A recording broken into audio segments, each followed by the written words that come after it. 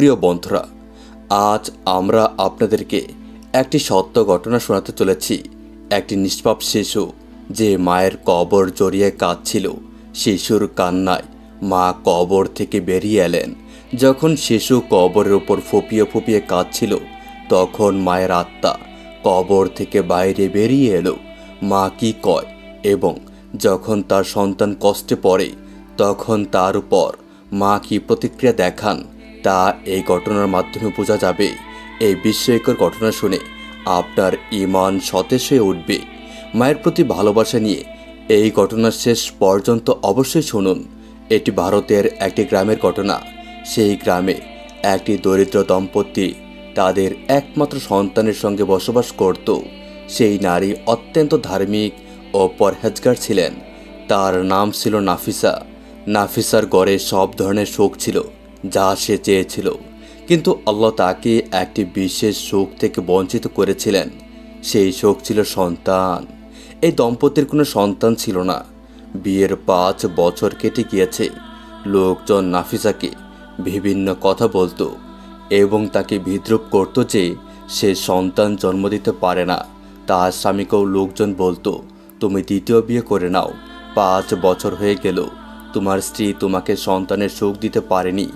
নাফিসা যখন এইসব কথা শুনত, তখন মনে মনে তিনি কাঁদতেন এবং সে আল্লাহর কাছে প্রার্থনা করত, হে আল্লাহ, আমার ঈমান তোমার উপরে আছে। যদি তুমি আমার প্রার্থনা না শোনো, তবে কে শুনবে?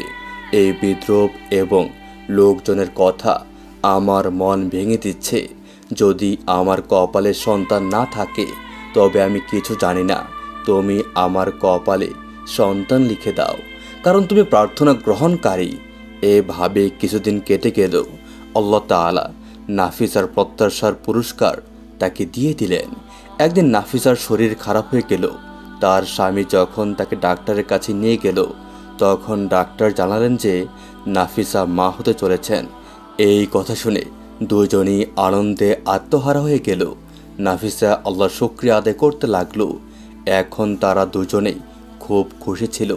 যারা আগে তাদের বিদ্রূপ করত, তারাই এখন তাদের প্রশংসা করছিল যে আল্লাহ তাদের প্রত্যাশার পুরস্কার দিয়েছেন। নাফিসা ধৈর্য ধরে সব কষ্ট সহ্য করেছিল। সে খুব খুশি ছিল। তার স্বামীও তার ওপর খুশি হয়েছিল। অবশেষে সেই দিন এলো যেদিন নাফিসা একটি সুন্দর পুত্র সন্তানের জন্ম দিল। কিন্তু আল্লাহর ইচ্ছা এমনই ছিল যে সন্তানের জন্মের সময় নাফিসার অবস্থা হঠাৎ খুব খারাপ হয়ে গেল। সেই যন্ত্রণার সঙ্গে সে এই দুনিয়া থেকে বিদায় নিল। নাফিসা ইন্তেকাল করলেন। তার স্বামী একদিকে সন্তানের জন্মের আনন্দে আর অন্যদিকে স্ত্রীর বিচ্ছেদে ভেঙে পড়েছিল। সে ভেতর থেকে একেবারেই টুটে গিয়েছিল। সুখ একদিকে তার জীবনে এলো, কিন্তু অন্যদিকে তার স্ত্রী তাকে ছেড়ে চলে গেল। সে তার সন্তানকেও দেখতে পেল না, যে সন্তান পাওয়ার জন্য সে আকুল ছিল। মৃত্যুর শেষ মুহূর্তেও তার সন্তানের মুখ সে দেখতে পারল না। সে কাঁদতে কাঁদতে বলতে থাকলো, এখন আমি কি করব? তোমাকে ছাড়া আমি আমার সন্তানকে কিভাবে বড় করব? সে প্রচণ্ড কান্নায় ভেঙে পড়েছিল, কারণ সে তার স্ত্রীকে গভীরভাবে ভালোবাসত। সে বলতে লাগলো, তুমি আমাকে ছেড়ে যেও না। আমি তোমার ছেলের যত্ন তোমাকে ছাড়া কিভাবে করব? কিন্তু জীবন একটি কঠিন পরীক্ষায় ফেলে দিয়েছিল। আল্লাহ তাকে ধৈর্য দিয়েছিলেন, আর সে সব কিছু সহ্য করে নিল। সে নিজেই তার সন্তানের যত্ন নিতে শুরু করলো। নাফিসার ইচ্ছা ছিল তার ছেলের নাম হবে সামির। তাই সে তার স্ত্রীর ইচ্ছা অনুযায়ী তার ছেলের নাম রাখলো সামির। দিনগুলো কেটে যেতে লাগলো, আর সামির ধীরে ধীরে বড় হতে লাগলো। তার বাবা খুব যত্ন করে তাকে লালন পালন করেছিল। কখনোই সামিরকে মায়ের অভাব বুঝতে দেননি। তাকে ভালো একটি স্কুলে ভর্তি করিয়েছিলেন। তিনি নিজেই সামিরের মা ও বাবা দুজনের ভূমিকা পালন করছিলেন। সামির কখনোই মায়ের অভাব অনুভব করেনি, কারণ তার বাবা তাকে সব সময় সুখী রাখতেন। সামির যা চাইতো তার বাবা সঙ্গে সঙ্গেই তা এনে দিতেন। তার চোখে কখনো কান্না আসতে দেননি। লোকজন তার প্রশংসা করত যে স্ত্রী মারা যাওয়ার পরও তিনি কিভাবে এত সুন্দরভাবে তার সন্তানের যত্ন নিচ্ছেন। তাদের জীবন ভালোভাবেই চলছিল, কিন্তু কখনো কখনো স্ত্রীর কথা মনে পড়লে সে একাকী কেঁদে ফেলত। তবে সন্তানের সামনে সে কখনো কাঁদত না। এভাবে 4 বছর কেটে গেল। এখন লোকজন তাকে বলছিল, তুমি দ্বিতীয় বিয়ে করে নাও, তোমার ছেলে বড় হচ্ছে, তার যত্ন কে নেবে?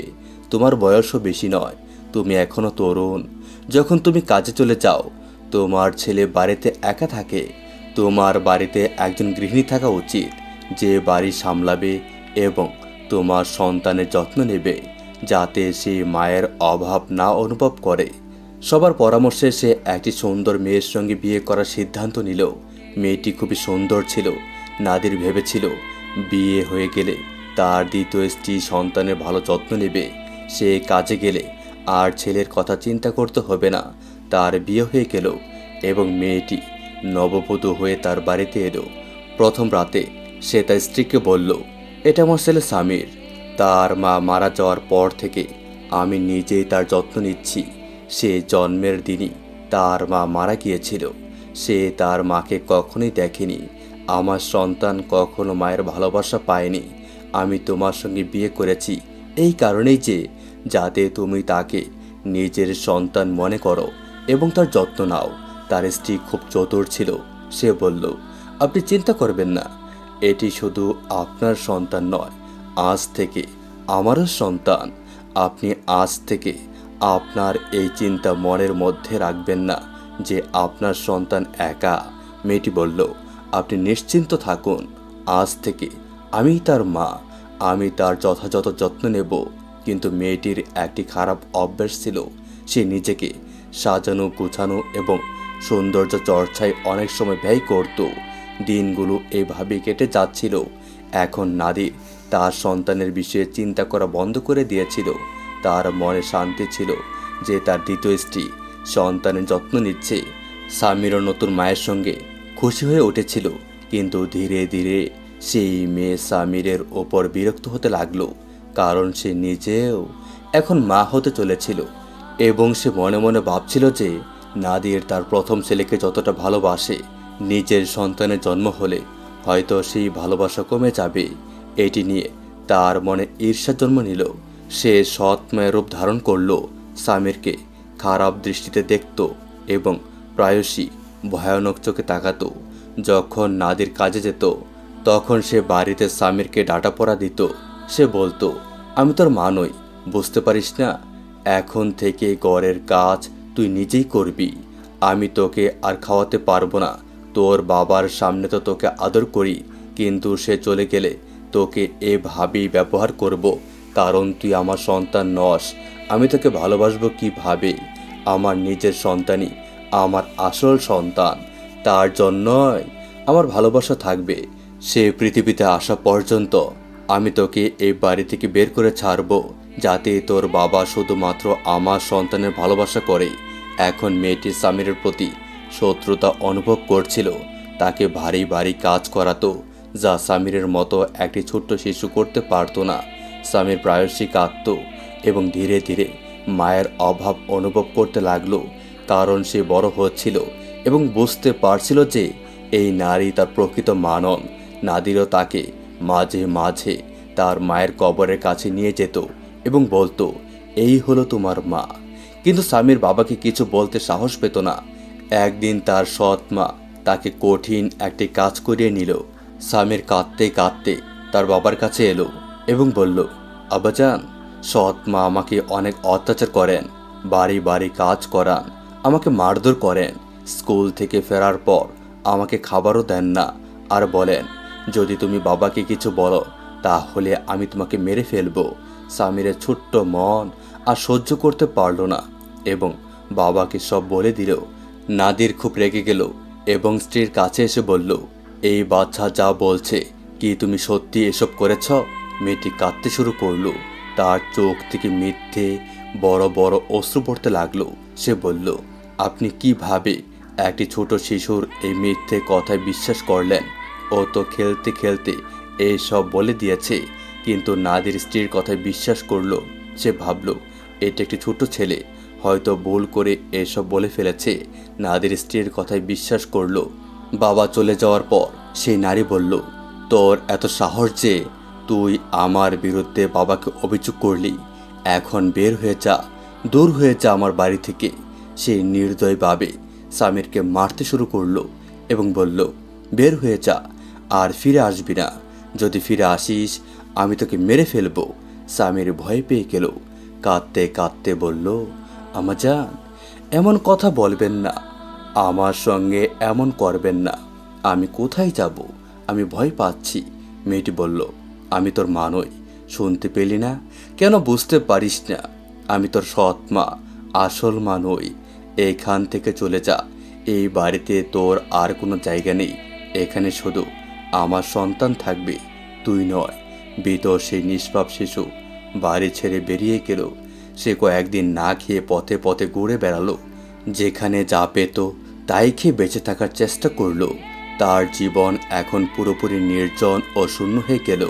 সে শিশু এখন ভিখারি হয়ে গিয়েছিল। সে পথে পথে বাঙালি সংগ্রহ করে বিক্রি করত। এদিকে নাদির যখন বাড়ি ফিরল, তার স্ত্রী কাঁদছিল। সেই নারী পুরো নাটক করছিল। নাদির তাকে জিজ্ঞেস করলো, তুমি কেন কাঁদছ? কি হয়েছে? আর স্বামীর কোথায়? সে বান করে বলল, আমরা শেষ হয়ে গিয়েছি। আমার স্বামীরকে কেউ অপহরণ করে নিয়ে গিয়েছে। আমি রান্না করছিলাম আর স্বামীর বাইরে খেলছিল। যখন বাইরে বের হলাম তখন কেউ তাকে নিয়ে পালিয়ে গিয়েছে। আমি অনেক চেষ্টা করেছি খুঁজে বের করার জন্য, কিন্তু কোথাও আমি খুঁজে পাইনি। নাদির তার স্ত্রীর মিথ্যা কথা বুঝতে পারল না। তার চোখের বেজা অশ্রু দেখে নরম হয়ে গেল। সে উদ্বিগ্নভাবে বলল, আমার ছেলেকে কি সত্যি অপহরণ করা হয়েছে? মেয়েটি বান করে আরো জোরে কাঁদতে লাগলো।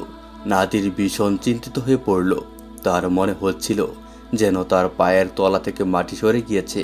সে বলল, চলো আমার সঙ্গে, আমরা আমাদের সন্তানকে খুঁজে বের করব। ইনশাআল্লাহ সে মিলবে, তার ছাড়া আমি তো বাঁচব না। সেই নারীকে নিয়ে নাদির বিভিন্ন গলিতে খুঁজতে শুরু করলো, কিন্তু অনেক খোঁজাখুঁজির পরেও স্বামীরকে পাওয়া গেল না, কারণ স্বামীর ততক্ষণে অনেক দূরে চলে গিয়েছিল। অসহায় স্বামীর পথে পথে ঘুরতে লাগলো। সে এখন তার মায়ের স্মৃতিতে কাঁদত। তার মনে পড়ছিল, হে আমার মা, যদি তুমি এই পৃথিবীতে থাকতে তবে আজ আমাকে এমন দিন দেখতে হতো না। একদিন সে ভাবল, আমি আমার মায়ের কবরের কাছে যাব এবং সব কথা বলবো। স্বামীর তার মায়ের কবরের কাছে গেল এবং জোরে জোরে কাঁদতে শুরু করলো। তার চিৎকারে মনে হচ্ছিল যেন তার মা তাকে শুনতে পাচ্ছেন। সে বলল, মা, দেখো, আমাকে ছেড়ে চলে গিয়েছ। পেছনে তোমার স্বামীরকে বাড়ি থেকে বের করে দেওয়া হয়েছে। আমার বাবা আমাকে ছেড়ে দিয়েছেন। সৎ মা আমার উপর অত্যাচার করেছে। তুমি আমাকে ফেলে কিভাবে চলে গেলে? মা, তুমি তো আমাদের আশ্রয়। মা থাকলে কোনো সন্তান কষ্ট পায় না, কিন্তু তুমি নেই, তাই আমি এখানে সেখানে ঘুরে বেড়াচ্ছি। আমি কষ্টে ভেঙে পড়েছি। আমি অনেক দিন ধরে কিছুই খাইনি। স্বামীরের এই করুণ আর্তনাদ তার মায়ের আত্মাকে কাঁপিয়ে তুলল। আল্লাহর রহমতে তার মা কবর থেকে বেরিয়ে এলেন। স্বামীর যখন তার মাকে নিজের চোখের সামনে দেখল, সে আনন্দে আত্মহারা হয়ে গেল। সে তার মায়ের গলা জড়িয়ে ধরল। তার মা আল্লাহর আদেশে তার সামনে উপস্থিত হয়েছিলেন। স্বামীর তার মায়ের বুকে মাথা রেখে কাঁদতে কাঁদতে বলল, আমার বাবা আবার বিয়ে করেছেন। আমার সৎ মা আমাকে মেরেছে এবং বাড়ি থেকে বের করে দিয়েছে। মা, আমি আর বাড়ি ফিরব না, আমি তোমার সঙ্গেই থাকব। মা তার সন্তানের সব কথা শুনলেন এবং কাঁদতে লাগলেন। মায়েরা তো এমনই হন, জীবিত থাকুক বা না থাকুক তাদের আত্মার সন্তানের কষ্ট অনুভব করে। এভাবেই নাফিসা তার সন্তানের যন্ত্রণা অনুভব করলেন এবং আল্লাহর আদেশে তার সামনে উপস্থিত হলেন। এদিকে নাদির তার সন্তানের অনুপস্থিতিতে শোকে কাতর হয়ে পড়েছিল। তিনি তার স্ত্রী এবং সন্তানের কথা মনে করতে লাগলেন। তিনি আফসোস করে বললেন, নাফিসা এই পৃথিবী থেকে চলে গেছে এবং সব শোক নিয়ে চলে গেছে। একমাত্র শোক ছিল আমার সন্তান, সেও চলে গেছে। তোমরা কোথায় চলে গেলে? মা, ছেলে ফিরে এসো, আমার মন লাগছে না। তার দ্বিতীয় স্ত্রীও তখন বিস্মিত হয়েছিল, কারণ নাদিরের মন ভেঙে গিয়েছিল। সে বুঝতে পেরেছিল যে নাদির তার সন্তানের প্রতি কতটা ভালোবাসা রাখত এবং সে কত বড় ভুল করেছে। সে বলল, আপনি দুঃখিত হবেন না। আমাদের নতুন সন্তান এই পৃথিবীতে আসতে চলেছে, সেটাও তো আপনার সন্তান হবে। তার প্রতি ভালোবাসা রাখবেন। নাদিরের উপর কোনো পরিবর্তন আসেনি। তার জীবনে আর কোনো আনন্দ ছিল না। সে সবসময় কাঁদত এবং কাজেও যা বন্ধ করে দিয়েছিল। সারাক্ষণ স্ত্রী এবং সন্তানের স্মৃতিতে বেশি থাকত। একদিন সে তার স্ত্রীর কবরের কাছে গেল। সেখানে যে দৃশ্য সে দেখল তা দেখে কেঁপে উঠল। তার স্ত্রী এবং সন্তান কবরের পাশে বসে খাবার খাচ্ছিল। স্ত্রী ইবাদতে মগ্ন ছিল। নাদির নিজের চোখে এই অবিশ্বাস্য দৃশ্য দেখছিল। প্রথমে মনে হলো সে কোনো স্বপ্ন দেখছে, কিন্তু এটি কোনো স্বপ্ন নয়, বাস্তব ছিল।